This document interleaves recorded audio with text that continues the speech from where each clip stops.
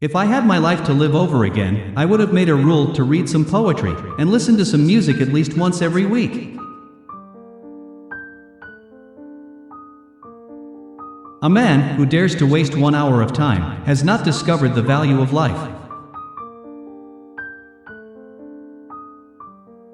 Ignorance more frequently begets confidence than does knowledge. It is those who know little, not those who know much, who so positively assert that this or that problem will never be solved by science.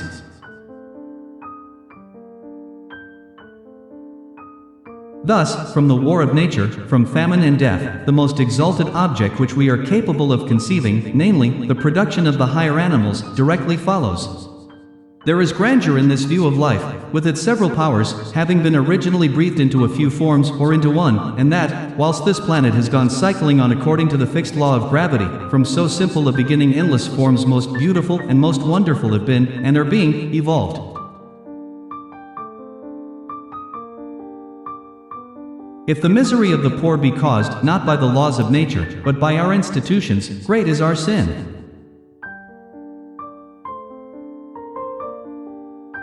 We stopped looking for monsters under our bed when we realized that they were inside us. The love for all living creatures is the most noble attribute of man.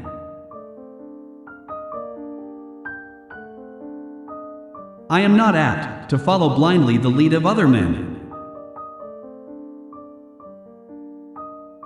It is not the strongest of the species that survives, not the most intelligent that survives.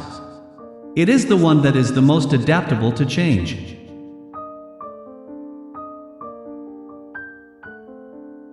The mystery of the beginning of all things is insoluble by us, and I for one must be content to remain an agnostic.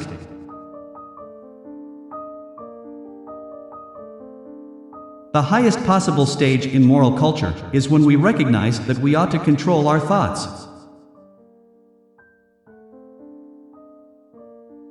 An American monkey, after getting drunk on brandy, would never touch it again, and thus is much wiser than most men. Blushing is the most peculiar and most human of all expressions. Intelligence is based on how efficient a species became at doing the things they need to survive. One general law, leading to the advancement of all organic beings, namely, multiply, vary, let the strongest live and the weakest die.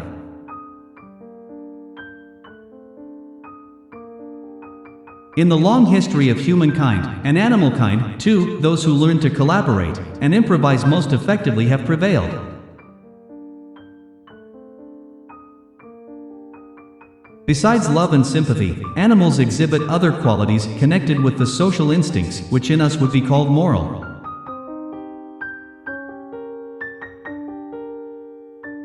We must, however, acknowledge, as it seems to me, that man with all his noble qualities still bears in his bodily frame the indelible stamp of his lowly origin.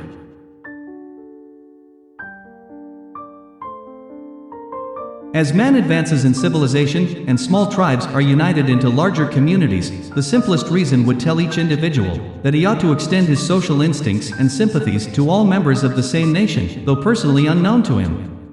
This point being once reached, there is only an artificial barrier to prevent his sympathies extending to the men of all nations and races.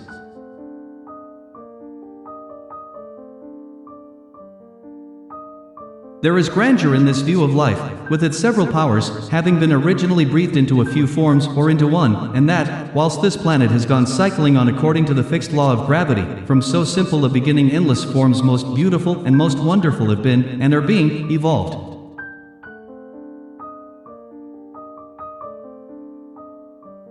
But I am very poorly today and very stupid, and I hate everybody and everything. One lives only to make blunders.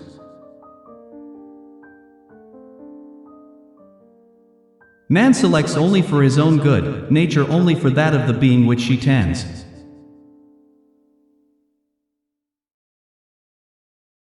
We can allow satellites, planets, suns, universe, nay whole systems of universe, to be governed by laws, but the smallest insect, we wish to be created at once by special act.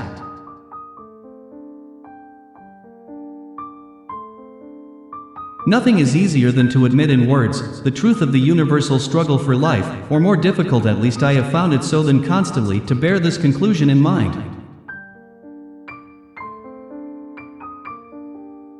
If it could be demonstrated that any complex organ existed, which could not possibly have been formed by numerous, successive, slight modifications, my theory would absolutely break down. But I can find no such case.